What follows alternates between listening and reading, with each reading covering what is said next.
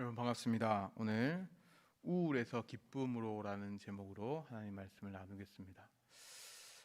말씀을 나누기 전에 제가 사실 이 본문을 예전에 한번 나눈 적이 있습니다.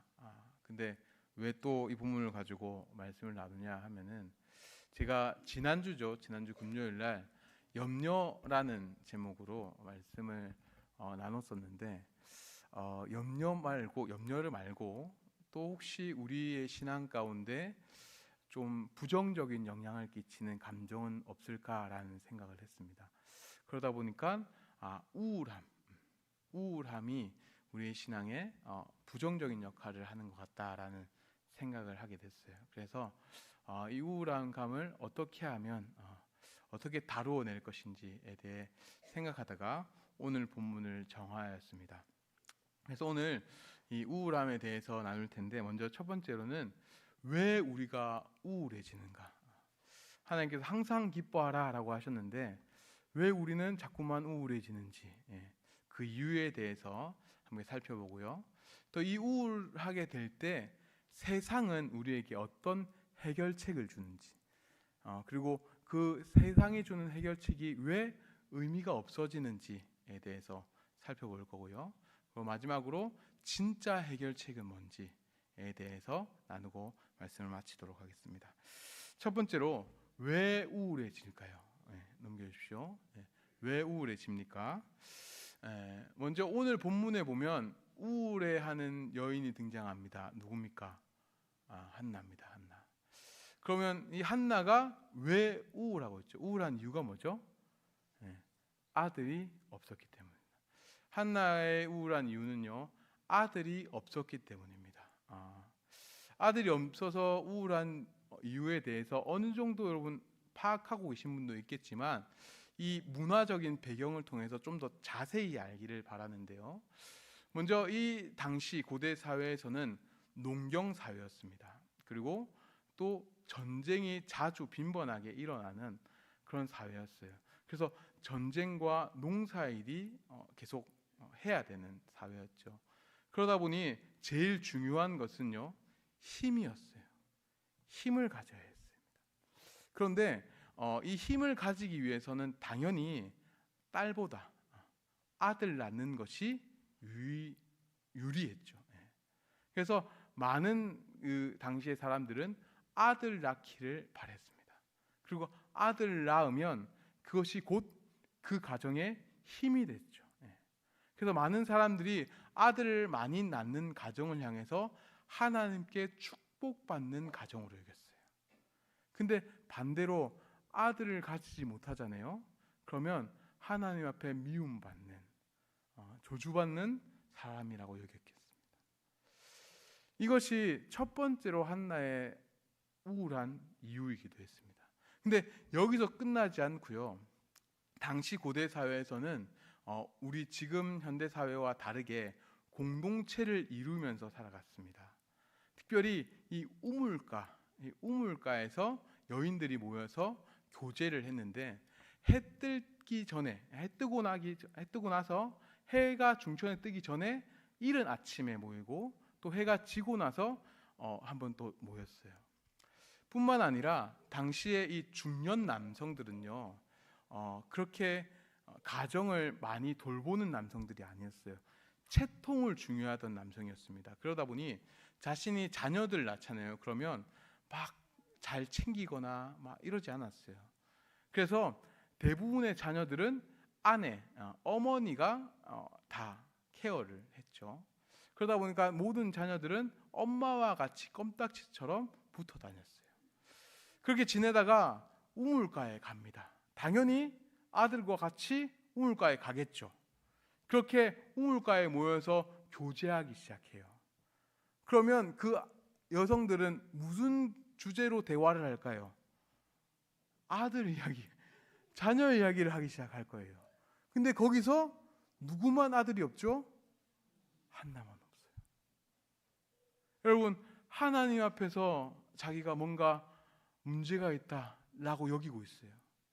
영적으로 문제가 있다고 여기고 있죠. 근데 사회적으로서 모였을 때 꿀먹은 벙아리가 됩니다. 사회적으로도 소외된다고 여기고 있어요. 자기만 아들이 없기 때문에. 또 여기까지만 하면 또 그나마 나을 텐데 이 한나에게는 또 누가 있습니까? 적수 분인나가 있어요. 오늘 본문 안에 1장 6절 7절에 보면요, 이렇게 나와 있습니다.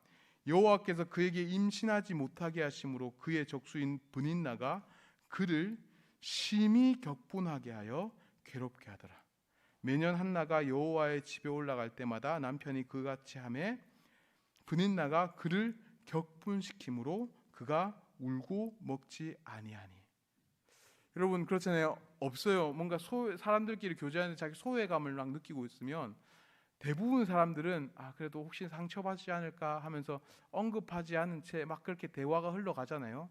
근데 그렇게 해도 사실 마음에 이제 상처가 있고 슬픔이 있는데 거기서 분인나라는 족수가 심히 격분시키는 거예요.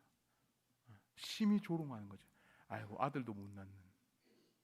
심히 격분시키는 거예요. 그러니까 이 한나의 마음이 어떻겠습니까? 울고 먹지 못하는 거죠.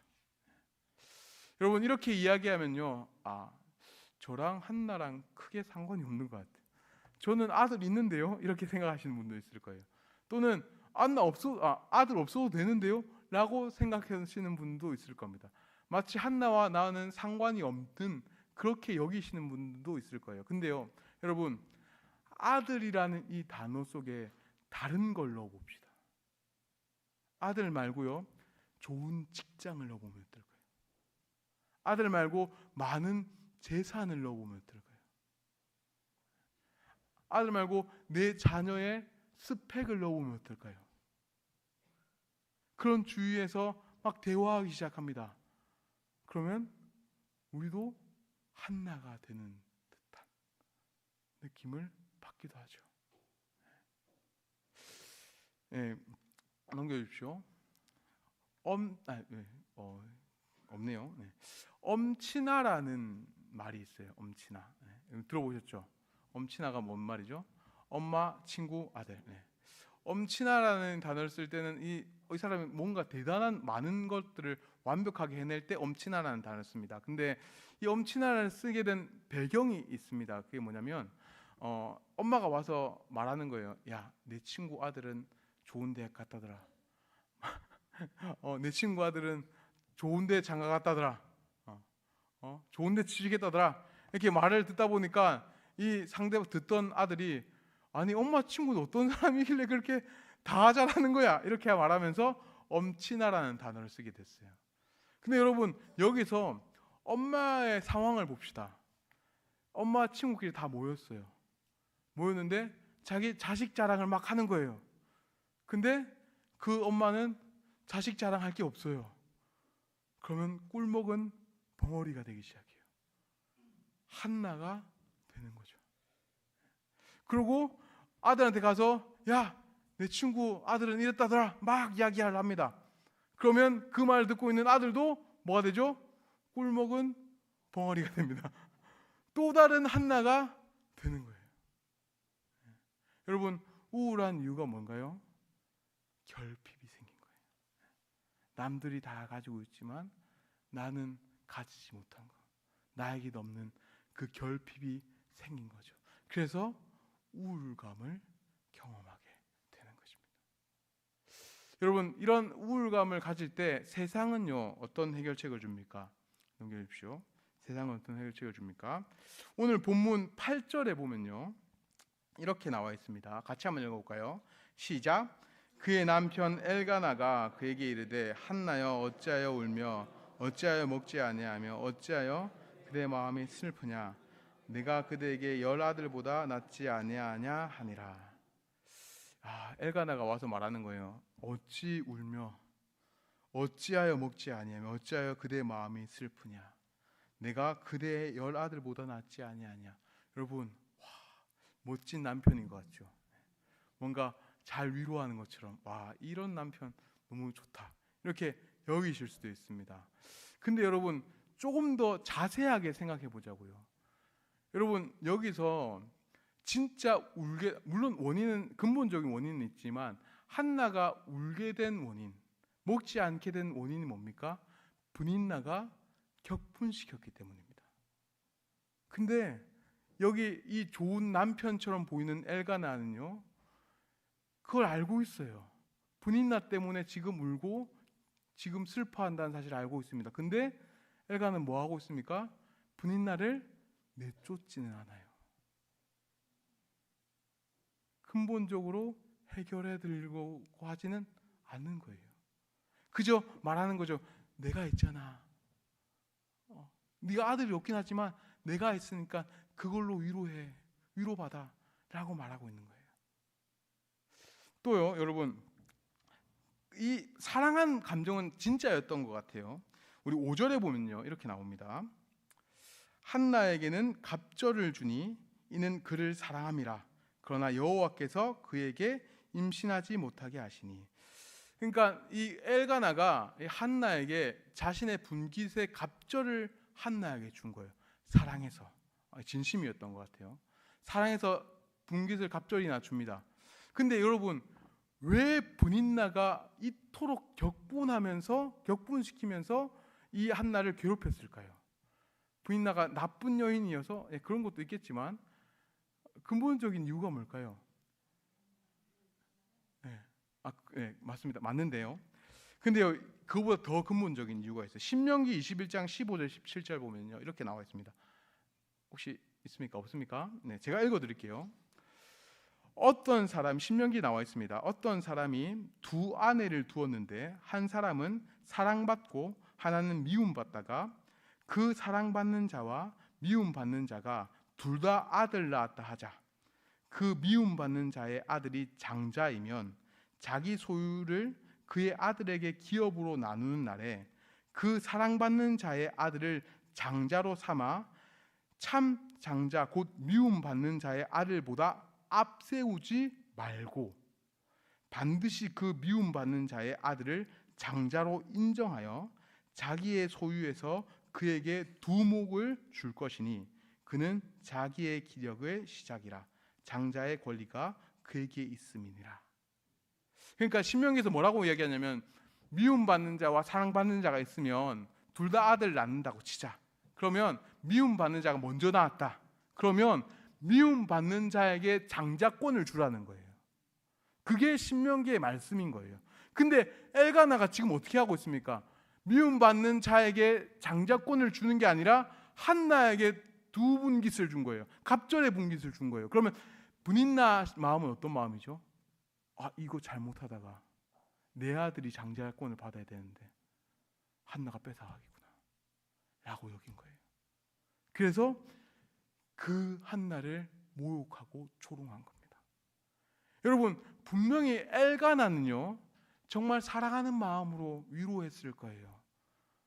내가 있지 않냐라고 위로하긴 했을 겁니다. 근데 결국 그 결과가 어떻게 됐습니까? 한나를 더 아프고 힘들게 만들었어요. 근본적인 문제를 해결하지 못한 채 더 슬프고 힘들게 만들었던 거죠. 여러분, 세상도요, 여러분들의 우울에 대해서 이렇게 말합니다. 야, 네가 그거 없더라도 다른 게 있잖아. 너 좀 재산이 부족하더라도 너 미모가 좀 출중하잖아. 너 미모가 좀 떨어지더라도 좋은 가정들 가지고 있잖아. 너 다른 건 없더라도 너 건강하잖아. 이렇게 말하면서요, 남들보다 더 좋은 것들을 알려주면서 여러분들에게 위로하려고 합니다. 여러분, 그러면요, 어느 정도 위로가 되는 듯해요. 그래, 난 뭐 없지만 그래도 이런 게 있잖아. 나는 그래도 좀 착하잖아. 난 그래도 좀 신앙이 있잖아. 이렇게 하면서 그런 것들로 여러분들의 위로를 삼잖아요.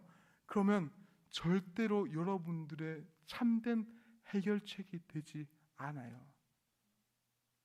왜 그럴까요? 여러분, 남들과 비교하면서 그것으로 내가 위로받잖아요. 그러면 그 둘레에서 빠져나올 수가 없습니다. 남들과 계속 비교하려는 그 시야에서 절대로 빠져나올 수 없습니다. 그러면 결국요, 좀 위로받다가도요, 또 다시 보이는 거예요. 남들보다 뒤처지는 자신의 모습, 남들보다 부족한 자신의 모습을 또 발견하게 되는 겁니다. 그러면 또 우울해지기 시작하는 거예요. 여러분, 세상이 주는 위로는요, 절대로 여러분들을 위로할 수 없어요. 여러분을 더 고통스럽게 만들 거예요. 여러분을 더 슬프게 만들 뿐입니다. 잠깐 그래 괜찮지 라고 넘길 수는 있지만 계속적으로 여러분들을 괴롭힐 거예요. 그렇다면 진짜 해결책은 뭘까요? 진짜 오늘 본문에 보면요, 8절에 분명히 말했습니다. 이 엘가나가 내가 더 낫지 않냐라고 말을 했어요. 그러면 그 뒤에 한나가 맞아요, 당신이 나의 위로예요 라고 했으면 좋았을 텐데 그 엘가나의 말에 대해서 대답을 안 해요. 한나가 대답을 안 합니다. 그러고 나서 9절에 뭐라고 나와 있냐면요, 같이 한번 읽어볼까요? 시작. 그들의 실로에서 먹고 마신 후에 한나가 일어나니 그때의 대제사장이 엘리는 여호와의 전 문설주 곁에 앉아 있었더라. 여러분, 엘가나가 말을 합니다. 내가 더 낫잖아, 내가 있잖아 라고 위로를 했어요. 그리고 그 자리에서 아마 브딘나와 엘가나와 한나가 같이 있었을 거예요. 같이 막 먹었을 거예요. 그들이 실로에서 먹고 마신 후에 먹고 있을 거죠. 그리고 한나는 슬프니까 안 먹었을 겁니다. 안 먹고 있습니다. 그런데 엘가나가 말을 합니다. 내가 있잖아 말을 했어요. 근데 그 말을 듣고 그래요, 당신이 있죠 라고 여긴 게 아니라 그 자리에서 일어섭니다. 다 먹고 난 후에 한나가 일어납니다. 이 일어난 것에 대해서 김구원이라는 목사님이 사무엘상 주석에서 이렇게 해석을 합니다. 제가 읽어드릴게요. 매년 발생되는 갈등과 절망의 순환을 끊고 새로운 시대를 여는 한나의 첫 행위가 바로 일어납니다. 한나는 절망 가운데 머물러 있기를 거부하고 그곳으로부터 일어나 새로운 인생의 문을 연다. 그러니까 여러분, 슬픔이 있습니다. 너무 슬퍼서 먹지도 못한 채 있어요. 근데 한나가 거기서 남편의 위로를 받는 것으로 위로를 얻으려고 하는 것이 아니라 그 남편의 위로를 무시한 채 일어서는 겁니다. 일어서서 누구 앞에 섭니까? 하나님 앞에 섭니다. 일어서서 하나님 앞에 서서 그분께 기도하고 통곡하기 시작하는 거예요. 세상의 위로가 아니라 하나님이 주시는 위로를 얻기 위해 그분 앞에 서는 거예요. 여러분, 그러니까 어떻게 됩니까? 우리 18절에 이렇게 나오죠. 같이 읽어볼까요? 시작. 이르되 당신의 여종이 당신께 은혜 입기를 원하나이다 하고 가서 먹고 얼굴에 다시는 근심빛이 없더라. 뭐라고요? 얼굴에 다시는 근심빛이 없더라. 여호와 앞에 서자, 위로하시는 그 하나님 앞에 서자, 다시는 얼굴에 근심빛이 없게 됩니다. 여러분, 오늘 본문에서요, 이 한나가 여호와 앞에 섰다 그리고 기도했다라는 이 표현을 조금 더 구체적이게 나오는 본문이 있습니다. 15절입니다. 우리 같이 한번 읽을까요? 15절에 시작. 한나가 대답하여 이르되 내 주여 그렇지 아니하나이다. 나는 마음이 슬픈 여자라. 포도주나 독주를 마신 것이 아니오 여호와 앞에 내 심정을 통한 것뿐이오니. 여기서 넘겨주시죠. 통한 것뿐이오니라는 이 히브리어는 예사폭라는 이 단어인데 이거는 쏟아내다라는 거예요. 쏟아내다. 그러니까 지금 한나가요, 마음이 너무 슬퍼서요, 그 슬픈 마음을 여호와 앞에 쏟아내는 거죠. 그냥 기도하는 게 아니라 아들을 주십시오라고 기도하는 것이 아니라 쏟아낸 것입니다. 쏟아내니까 그 마음에 근심빛이 사라지는 거죠. 여러분, 여기서요 우리가 알아야 될 부분은요, 이 한나가 그렇게 쏟아냈을 때, 쏟아내고 나자 한나가 상황이 바뀐 게 아니에요. 한나에게 여전히 분인나는 존재했고요, 여전히 아들을 낳지 않는 상황이었습니다. 이후에 낳긴 하지만 그 이후에 자녀를 가지고 잉태한 게 아니에요. 그리고 기도할 때 하나님 나타나서 너 아들 줄 거야 라고 약속하신 것도 없습니다. 여전히 똑같은 상황이었답니다. 또 똑같은 상황이었습니다. 근데 쏟아내고 나자, 하나님의 자신의 슬픔과 애통을 하나님께 쏟아내고 나자 그 마음의 근심빛이 사라진 것입니다. 여러분, 이건요 경험해 본 사람만이 알아요. 여러분, 자신의 슬픔을 가지고 하나님께 쏟아내 본 사람만이 압니다. 참 위로의 하나님이 자신의 슬픔을 위로하시고 회복시킨 경험 여러분 있으십니까?